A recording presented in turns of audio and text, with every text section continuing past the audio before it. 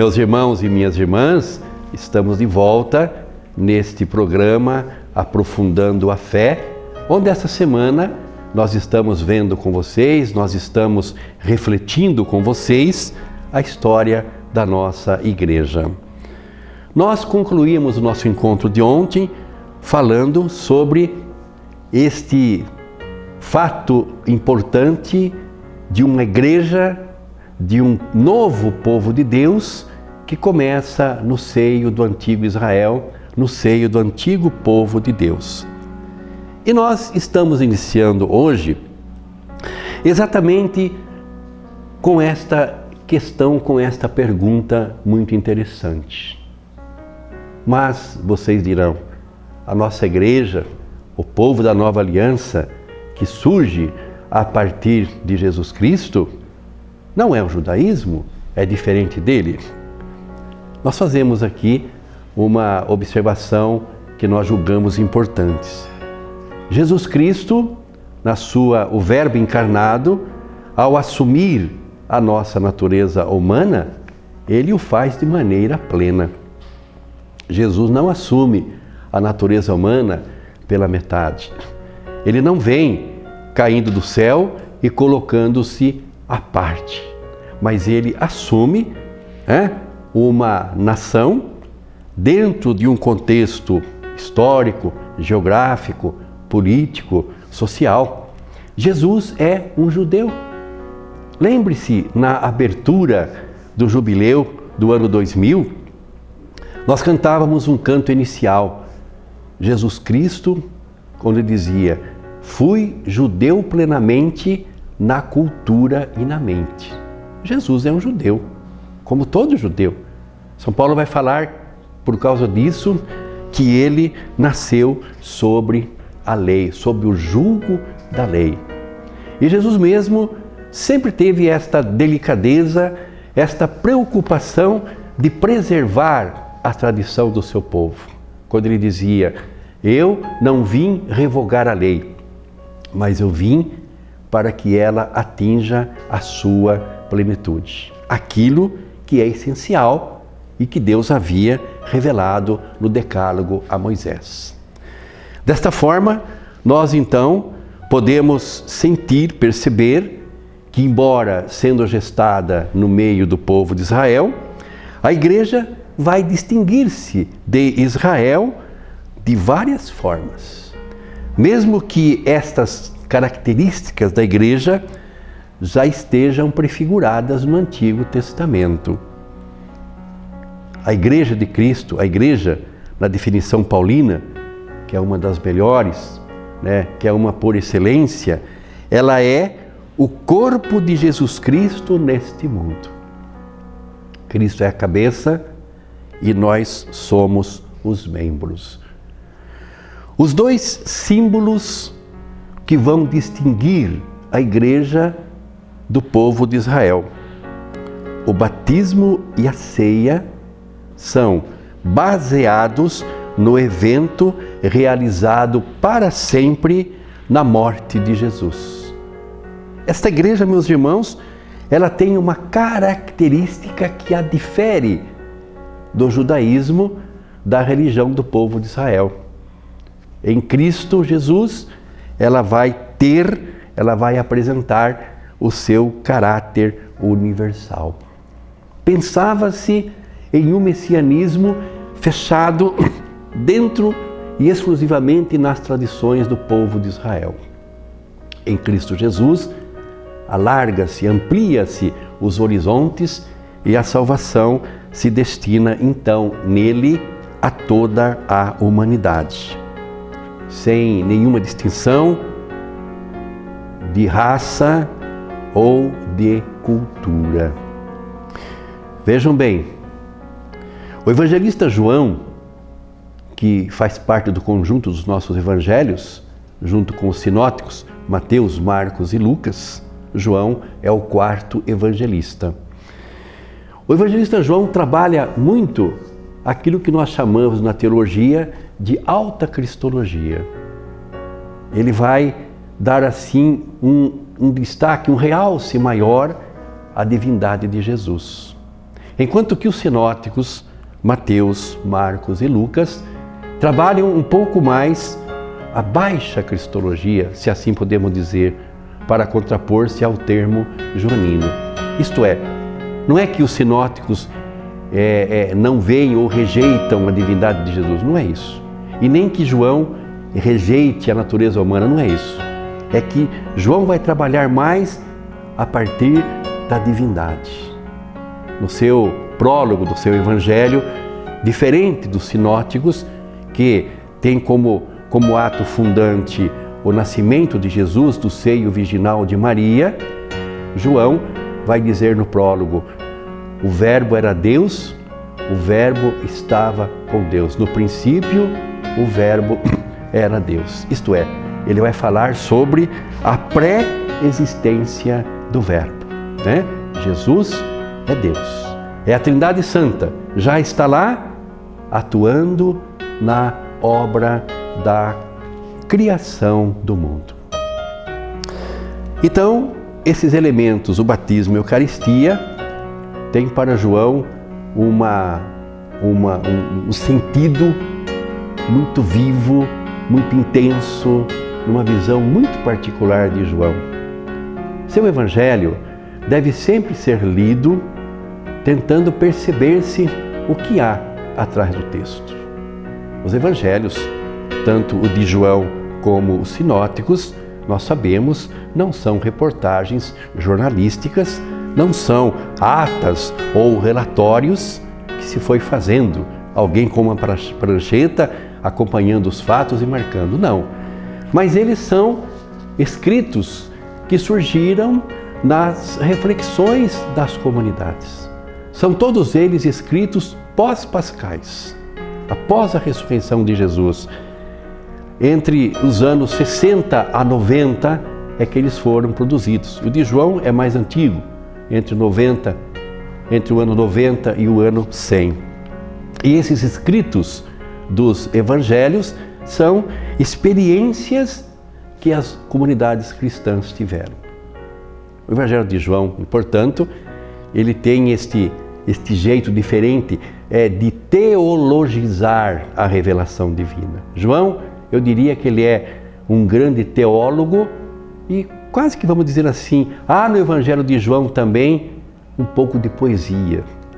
Por exemplo, quando ele vai falar do batismo da Eucaristia, elementos que vão distinguir essencialmente o cristianismo do judaísmo, lá em João, capítulo 19, versículos 33 a 36.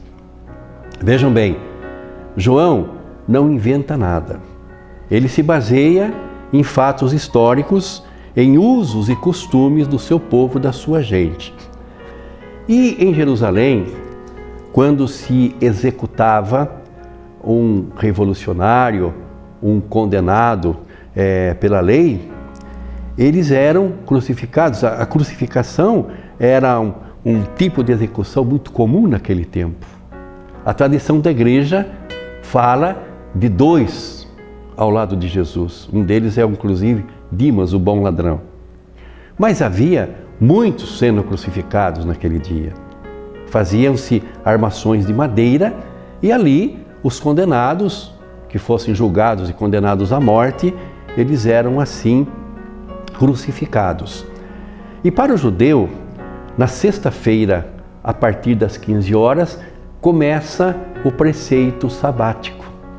Portanto, como a questão de visualizar ou de tocar, eles não podem tocar no cadáver porque se tornam impuros e eles devem guardar esta pureza no preceito sabático. Então, como que se fazia? Os soldados chegavam nos corpos dos condenados que estavam em agonia ou em processo de agonia e eles quebravam as pernas do condenado. Como as pernas estavam sustentando o corpo, apoiadas no patíbulo da cruz, ao quebrar a perna, o corpo perde a sustentação e é levado para baixo. Consequentemente, o pulmão se fecha, né? E o condenado vai morrer asfixiado. Quando chegam a Jesus, isso está em João, capítulo 19, versículo 33, o soldado percebe que Jesus já está morto. Então ele vai transpassar o seu lado com a lança, aonde o Evangelho de João vai dizer: saiu sangue e água. Algumas traduções mais fiéis a esta reflexão joanina vai dizer que jorrou sangue e água. Uma linguagem mais nossa, esguinchou, quer dizer, tem que ter pressão para esguinchar. Olha a linguagem teológica de João aí. Por quê? Jesus começou a sua agonia no processo de tortura que ele foi submetido pelos romanos na quinta-feira após a Santa Ceia. Permaneceu sem alimentar-se. Foi submetido ao flagelo, à flagelação. Não sabemos quantas chibatadas, quantos açoites Jesus levou. Mas sabemos que era instrumento de couro, que tinha na ponta umas esferas de aço que penetravam na carne e, evidentemente, rompiam vasos sanguíneos importantes. Jesus foi torturado de maneira cruel, realmente. Ali começa o processo de hemorragia. Depois, irmãos, Jesus recebe sobre sua cabeça a coroa de espinhos. Era em forma de capacete, com espinhos de até 5 ou 10 centímetros, que ao bater, eles penetravam no crânio de Jesus e também ali rompiam vasos sanguíneos importantes. Portanto, uma continuidade de um processo hemorrágico. A caminhada para o Calvário foi dolorosa. A tradição da igreja na Via Crucis, exercício que fizemos aí durante toda a Quaresma, a Via Sacra, Jesus caiu 3 vezes, mas pode ter caído muito mais. E esses tombos com o madeiro no ombro ia fazendo as chagas no ombro, ia fazendo as chagas no cotovelo, nos joelhos. Isso também rompiam vasos sanguíneos, intensificando o processo de hemorragia. Ao chegar na cruz do Calvário, o processo da fixação do corpo de Jesus na cruz, onde os cravos penetram, e nós vemos aí na tradição, nas pinturas, normalmente o crucificado com o cravo perfurando a palma da mão, o que na verdade não corresponde à realidade. O médico francês escreveu um livro a esse respeito e ele provou, do ponto de vista medicinal, biológico, que o cravo na verdade entrou aqui. Você pode pegar aí no seu pulso, entre esses 2 tendões, o cravo penetrou e fixou na madeira. Aqui passam também vasos sanguíneos importantes para os membros. Nas 2 mãos, perfuradas aqui. Os pés foram justapostos. Na mesma região dos tendões que temos embaixo nos pés, o cravo penetrou nos 2 pés e fixou o corpo de Jesus na cruz. Vocês imaginem, desde o início da tortura, com o flagelo, até a sua morte na cruz, quanto sangue Jesus perdeu. Não é exagero dizer que na cruz do Calvário, por mim, por todos nós, ele derramou todo o seu sangue. Não é exagero dizer isso sob o ponto de vista medicinal. Então, meus irmãos, coloco aqui uma conclusão. Era impossível, ao ser transpassado pela lança, jorrar com intensidade sangue e água, mesmo porque não havia mais sangue naquele corpo. Ou se havia em pouca quantidade, iria escorrer um pouquinho alguns filetes. Onde é que João encontrou então esta imagem? Será que João está exagerando? Não. Trata-se de uma linguagem teológica. Jorrar abundantemente para nós o sangue, que é a Eucaristia, e a água, que é o santo batismo.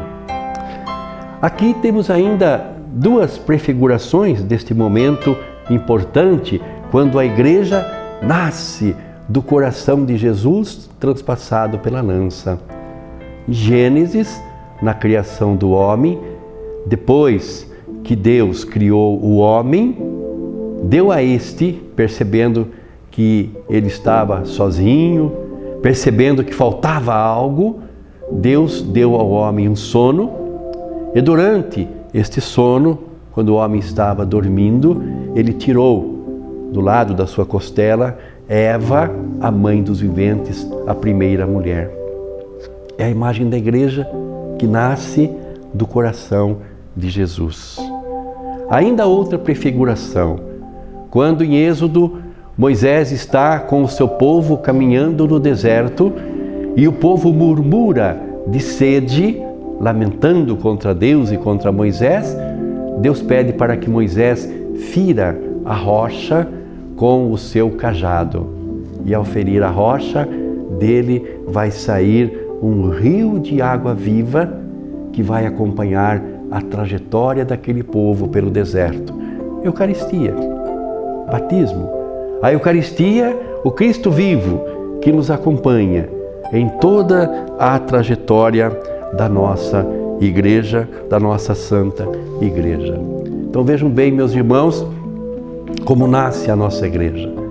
Nós dissemos que ela já estava no coração, no pensamento do Pai, antes da fundação do mundo, antes da criação, antes da obra da criação.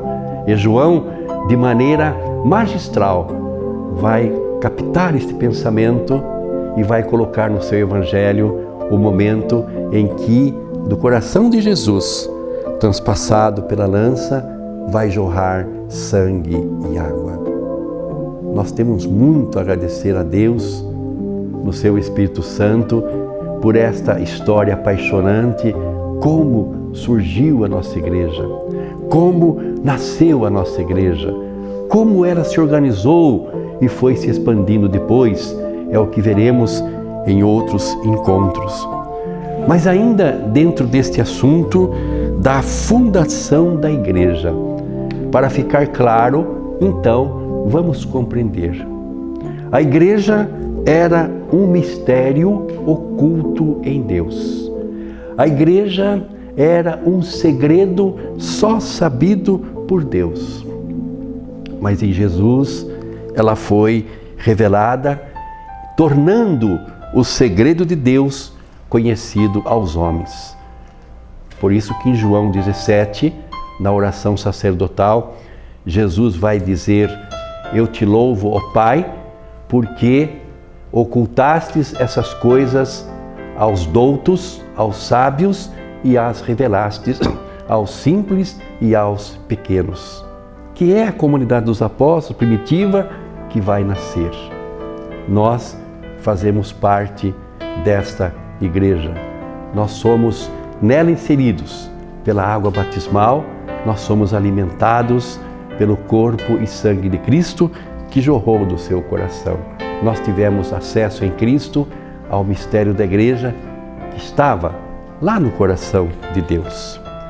Nós encerramos o nosso encontro de hoje. Amanhã nós iremos iniciar abordando um evento magistral, um evento maravilhoso que é Pentecostes, a manifestação, o surgimento e o nascimento da igreja. Fique com Deus, até amanhã neste mesmo horário.